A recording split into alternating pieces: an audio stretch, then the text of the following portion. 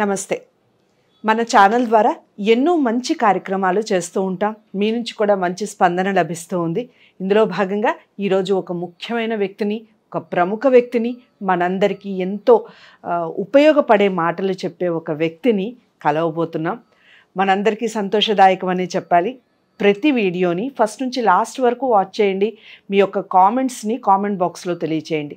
ఇంతకీ నేను కలవబోయే వ్యక్తి సంస్కృతంలో PhD చేసి తన సేవల్ని కాలేజ్ ద్వారా, స్కూల్స్ ద్వారా అందిస్తూ ఎంతోమందికి మోటివేషన్ చేస్తూ ఉన్నారు. ప్రముఖ లెక్చరర్ అని చెప్పొచ్చు, ప్రముఖ మోటివేషన్ స్పీకర్ అని చెప్పొచ్చు, డాక్టర్ శ్రవణ్ కుమార్ గారు. డాక్టర్ శ్రవణ్ కుమార్ గారి విషయాలు తెలుసుకునే ముందు ముఖ్యంగా ఒక టీచర్కి ఉండవలసిన లక్షణాలు ఏమిటి అనే దాంట్లో మొదలు పెడదాం, అనే టాపిక్తో మొదలు పెడదాం. ఇంకా చాలా విషయాలు శ్రవణ్ కుమార్ గారితో మాట్లాడే ప్రయత్నం చేద్దాం. నమస్కారం సార్. నమస్కారం అమ్మా. మొట్టమొదటిగా మీకు new year wishes sir. Happy new year. Thank you madam. మీ అందరికి కూడా, ప్రేక్షకులకు కూడా. ఓకే. ఒక గొప్ప టీచర్ కావాలి అంటే మీరు ఎలాగూ టీచింగ్ ప్రొఫెషన్లోనే ఉన్నారు కాబట్టి ఒక గొప్ప స్థాయికి లేదా ఒక గొప్ప టీచర్ అనిపించుకోవాలి అంటే అసలు ఎలా ఉండాలి, ఉండవలసిన లక్షణాలు ఏమిటి, చేయవలసిన పనులు ఏమిటి, దానికి సంబంధించి చెప్పండి. ఇప్పుడు ఇతర ప్రొఫెషనల్స్ని తయారు చేసేటువంటి ఒక ఆర్కిటెక్ట్ ఎవరు అంటే టీచర్ అని చెప్పొచ్చండి. ఎస్. ఒక పెన్నో, ఒక గన్నో, ఒక కారో, ఒక హెలికాప్టర్, ప్రపంచంలో ఏది తయారు కావాలైనా దానికి ఒక ఇండస్ట్రీ ఉంటుంది, ఒక ఫ్యాక్టరీ ఉంటుంది. మరి మనుషుల్ని తయారు చేసేటువంటి ఫ్యాక్టరీస్ ఎక్కడుంటాయి అంటే అవి స్కూల్స్, కాలేజెస్, యూనివర్సిటీస్. దీంట్లో మరి ఎవరు ఈ శిల్పులు, ఈ డిజైనర్స్ ఎవరు ఇక్కడ అంటే టీచర్సే. రైట్. మొదటి సంస్కారం ఇచ్చేవాళ్ళు ఇప్పుడు అమ్మ ఒడే మొదటి బడి అని మనకు తెలుసు. తల్లిదండ్రుల తర్వాత పెడితే పిల్లవాడు 5 సంవత్సరాల తర్వాత స్కూల్కి వచ్చినప్పుడు అక్కడి నుంచి ఉపాధ్యాయుడి పాత్ర విద్యార్థి జీవితంలో చాలా చాలా ఇన్ఫ్లుయెన్స్ చేస్తుంది. కానీ అలాంటి టీచర్ ఎలా ఉండాలి అంటే ఒక ఆదర్శవంతుడిగా ఉండాలి. ఒకప్పుడు ఉండేటువంటికి ఇప్పటికీ మనం చాలా డిఫరెన్సెస్ చూస్తున్నాం. అప్పుడు గురువు అంటే ఒక దైవం. ఒక ఊళ్ళో ఒక సర్పంచ్ లాంటి వాడు, అప్పట్లో పోలీస్ పటేల్, పట్వారి అనేవాళ్ళు, టీచర్ వెళ్తూ ఉంటే అందరూ లేచి నిలబడేవాళ్ళు. ఒకప్పటి సమాజంలో రాజైనా చక్రవర్తి అయినా గురువు చెప్తే మాటినేవాడు. ఇప్పుడు విశ్వామిత్రుడు వచ్చి రాముణ్ణి, లక్ష్మణుణ్ణి పంపమంటే దశరథుడు నేను పంపను, వాళ్ళు చిన్నపిల్లవాళ్ళు, రాక్షసులతోటి యుద్ధానికి నేను ఎలా పంపిస్తాను అంటాడు. కానీ వశిష్ఠుడు వచ్చి విశ్వామిత్రుడు చాలా శక్తిమంతుడు, అతను చాలా ఆయుధ రహస్యాలని నీ పిల్లలకు నేర్పిస్తాడు అంటే మారు మాట్లాడకుండా పంపిస్తాడు. నేను ఎందుకు చెప్తున్నా అంటే గురువు పాత్ర ఆ రోజుల్లో చక్రవర్తి కూడా కాదనకుండా వినాల్సినటువంటి పరిస్థితి. రైట్. ఎందుకు అంటే గురువులు కూడా అలా ఉండేవాళ్ళు. రాజు కొడుకైనా, మంత్రి కొడుకైనా, చక్రవర్తి కొడుకైనా గురువు దగ్గరికి వెళ్ళి నేర్చుకోవాలి. ఇప్పుడు మనం ప్రజల వద్దకు పాలన, విద్యార్థుల వద్దకు బోధన లాగా ఉంది పరిస్థితి. Teacher at your door step లాగా మనం గురువులే వాళ్ళ పిల్లల ఇంటికి వెళ్ళే పరిస్థితి వచ్చింది. మోర్ కమర్షియల్ కూడా అయిపోయింది. అప్పట్లో ఎలాంటి శుల్కం తీసుకోకుండా గురువులు చదువు చెప్పేవాళ్ళు. ఆశ్రమాల్లో వీజిలవుతే భిక్షం ఎత్తి వేరే వాళ్ళ దగ్గర నుంచి డబ్బు తీసుకొని గురువు పత్ని అన్నం వండి పెట్టి పిల్లలకి చదువు చెప్పేది. ఇప్పుడు మనం విద్యకు డబ్బులు తీసుకుంటున్నాం, కానీ రెస్పెక్ట్ అలాంటిదే ఎక్స్పెక్ట్ చేయడం కూడా తప్పనే. ఎందుకంటే గురువుల ప్రవర్తనలో కూడా మార్పు వచ్చింది. కానీ ఎప్పుడు కానీ ఉపాధ్యాయుడు తరగతి గదిలో తన భార్య పిల్లల గురించి కూడా మర్చిపోయి ఈ పిల్లల్ని ఎలాంటి ఉత్తమ పౌరుల్ని తయారు చేయాలి అనేటువంటి ఆలోచనతోటే ఉండాలి. అలా ఉన్నప్పుడే ఉత్తమ గురువుగా అతను ఎదగగలుగుతాడు. రైట్. సంస్కృతంలో అసలు ఎవరిని ఆచార్యుడు అనొచ్చు అనేటానికి ఒక గొప్ప శ్లోకం కూడా ఉంది. చాతుర్యవాన్ వివేకీచ అధ్యాత్మజ్ఞానవాన్ శుచి మానసం నిర్మలం యస్య గురుత్వం తస్య శోభతే అని. అసలు ఎవరికి గురువుగా పనిచేసేటువంటి అధికారం ఉంటుంది, అతనికి ఉండాల్సిన లక్షణాలు ఏంటి అంటే ఫస్ట్ చాతుర్యవాన్, చతురత ఉండాలి టీచర్కి. అంటే ప్రజెన్స్ ఆఫ్ మైండ్. చతురత అంటే ఓ పిల్లవాడు ఏదో నిద్రపోతుంటాడు, ఇంకో పిల్లవాడు ఏదో పక్కోడితో మాట్లాడుతుంటాడు, ఒక పిల్లవాడు ఏదో లేట్గా వస్తాడు, ఎదురు సమాధానం చెప్తాడు. ఇన్నిట్లలో ప్రతిసారి టీచర్ కనుక డిస్టర్బ్ అయిపోయి బీపీ పెంచుకొని పిల్లవాళ్ళ మీద అరిస్తే మిగతా పిల్లలు కూడా డిస్టర్బ్ అవుతారు. ఆ క్లాస్ వాతావరణము చెడిపోతుంది. చతురత ఉండాలి పిల్లవాడికి, ఆ టీచర్కి ప్రజెన్స్ ఆఫ్ మైండ్ ఉండాలి. రైట్. ఇప్పుడు నిద్రపోతున్న వాడి పిల్లవాడిని మనం అలా క్లాస్ చెప్పడం ఆపేసాం అనుకోండి, అందరూ అతని వైపు చూస్తారు. ఆ పిల్లవాడు గిల్టీగా ఫీల్ అవుతాడు. నేను నిన్ను డిస్టర్బ్ చేశానా బేటా అన్నాం అనుకోండి, అంటే మనం ఏం చెప్పకుండానే పిల్లవాడిని కరెక్ట్ చేయొచ్చు, సిగ్గుగా ఫీల్ అవుతాడు, ఇంకొకసారి నిద్రపోయే ప్రయత్నం చేయడు. అంటే మనము ఆ ప్రజెన్స్ ఆఫ్ మైండ్, అంటే మనము డిస్టర్బ్ కాకుండా క్లాసులో వాతావరణం పాడవకుండా పిల్లల్ని డీల్ చేసే విధానం మొదట ఆ చతురత టీచర్కు ఉండాలి, చాతుర్యం ఉండాలి. వివేకీచ అంటే కామన్ సెన్స్, అంటే వివేకం అంటే what to do what not to do అనేటువంటి ఒక డిస్క్రిమినేషన్ టీచర్కు ఉండాలి. అంటే ఏది మాట్లాడాలి ఏది మాట్లాడొద్దు, ఎంత చెప్పాలి ఎంత చెప్పొద్దు, నాకు తెలిసింది కదా అని ఏదైనా చెప్తాను అనుకోకూడదు. అది పిల్లలకు అవసరమా కాదా, మనం చెప్పిన విషయం పిల్లల ప్రవర్తన పైన ఎలాంటి ఇన్ఫ్లుయెన్స్ చేస్తుంది అనేది కూడా గురువు గుర్తుపెట్టుకోవాలి. ఇప్పుడు కొంత మతాల గురించో కొన్ని వాటి గురించి మాట్లాడినప్పుడు టీచర్ చాలా బ్యాలెన్స్డ్గా ఉండాలి. అది వివేకం, వివేకీచ. నెక్స్ట్ అధ్యాత్మ జ్ఞానవాన్. అధ్యాత్మ జ్ఞానం అంటే తను చదువుకోవాలి, తను నేర్చుకుంటేనే ఇతరులకు నేర్పగలుగుతాడు. ఆ స్పిరిచువలిజం టీచర్కు ఉండాలి. అంటే అందరూ సమానమే, అందరూ కూడా వీళ్ళందరూ కూడా భగవంతుడి స్వరూపాలే అనుకునేటువంటి ఒక గొప్ప ఉదాత్తమైనటువంటి భావన టీచర్కు ఉండాలి. వీడు ఇతన్ని మతానికి చెందినవాడనో లేకపోతే డబ్బున్నవాడనో లేనివాడనో ఇలాంటి భావాలు ఉపాధ్యాయుడికి ఉండకూడదు. ఎందుకంటే అందరూ కూడా నువ్వు చెప్పిన మాటలు వినడానికి అక్కడ మనకి గౌరవం ఇచ్చి కూర్చుంటున్నారు. ఒక టీచర్కే సాధ్యం. ఒక 50 మంది పిల్లలు 50 నిమిషాలు మీరు ఏం చెప్పినా వింటామనేటువంటి అవకాశం నా దృష్టిలో ప్రపంచంలో ఒక టీచర్కే ఉంటుంది.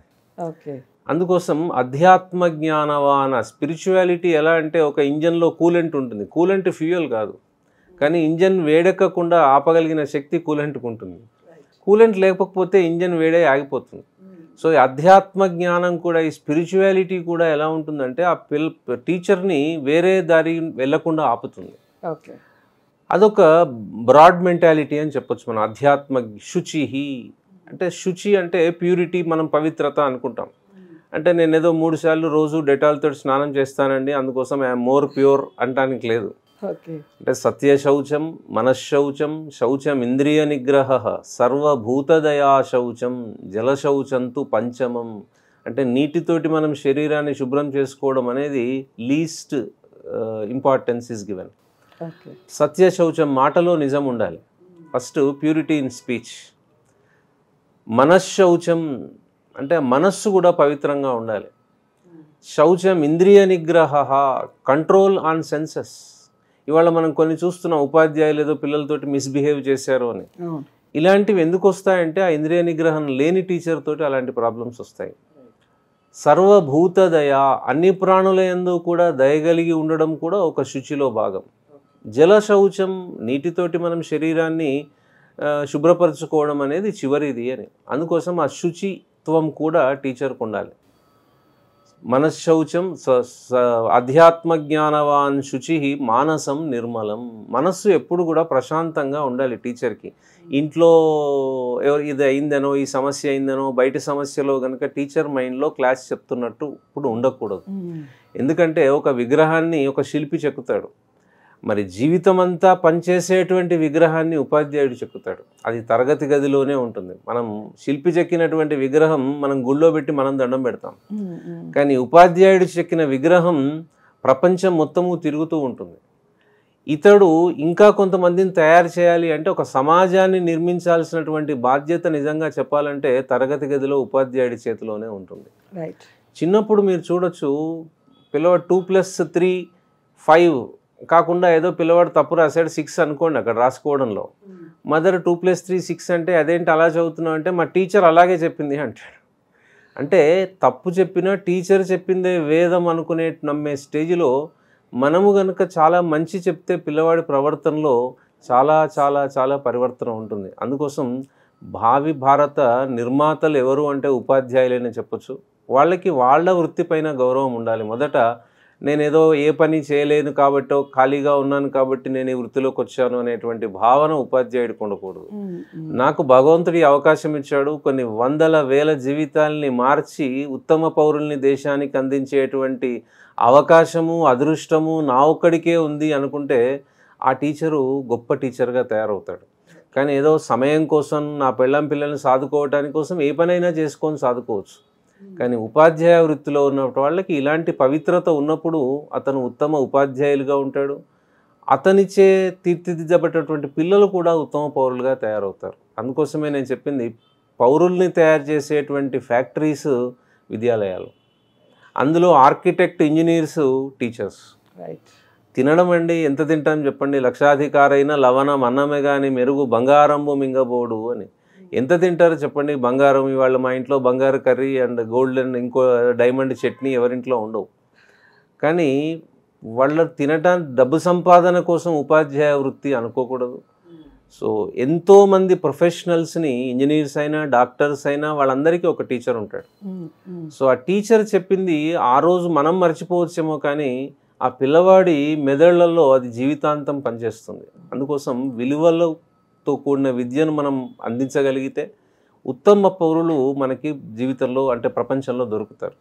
ఇక్కడ పొల్యూటెడ్ అయిందనుకోండి, ప్రపంచం అంతా పొల్యూట్ అవుతుంది.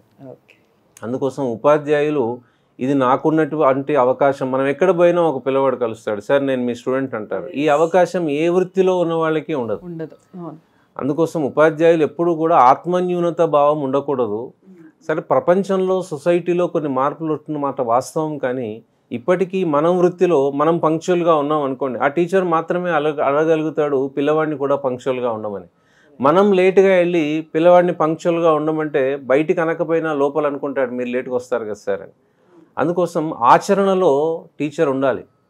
అందుకోసం ఆచినోతి శాస్త్రార్థాన్ ఆచారే స్థాపయత్యపి, తను ఆచరించాలి, వేరే వాళ్ళని ఆచరించేట్టుగా చూడాలి. ఉపాధ్యాయుడికి 2 బాధ్యతలు ఉంటాయి.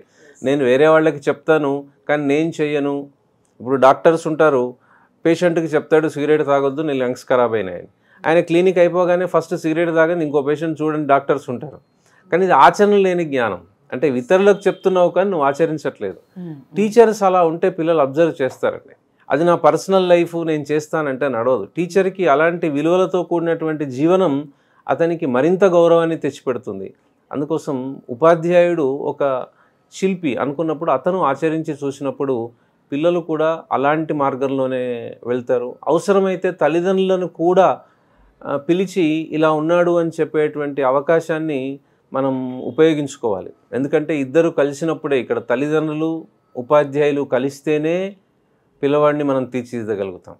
ఈ ఆట ఇదొక ఆట అనుకుంటే ఇందులో 3 ప్లేయర్స్, 3 ఈక్వల్లీ షేర్ హోల్డర్స్ వీళ్ళు. అందుకోసం ఒక్కరి టీచర్ని నేను ఏం చేస్తా అనుకోలేము. మనం పిల్లవాడిని అవసరం పడితే చదువుతో పాటు మిగతా ప్రవర్తనలో కనుక చేంజ్ చూస్తే అతన్ని పిలిచి మాట్లాడాలి. అవసరమైతే తల్లిదండ్రుల సహాయము తీసుకోవాలి.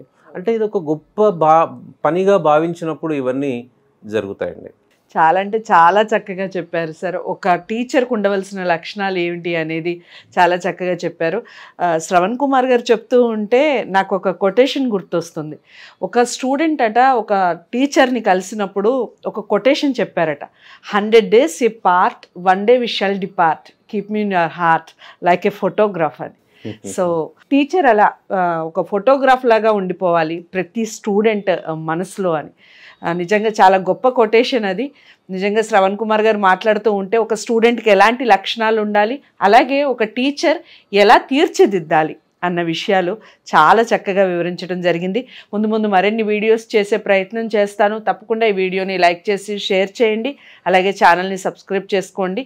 శ్రవణ్ కుమార్ గారిని మీరు కలవాలి అనుకుంటే స్క్రీన్ మీద నెంబర్ కనపడుతుంది. ఆ నెంబర్కి కాల్ చేస్తే శ్రవణ్ కుమార్ గారిని మీరు మీట్ అవ్వచ్చు. నమస్తే.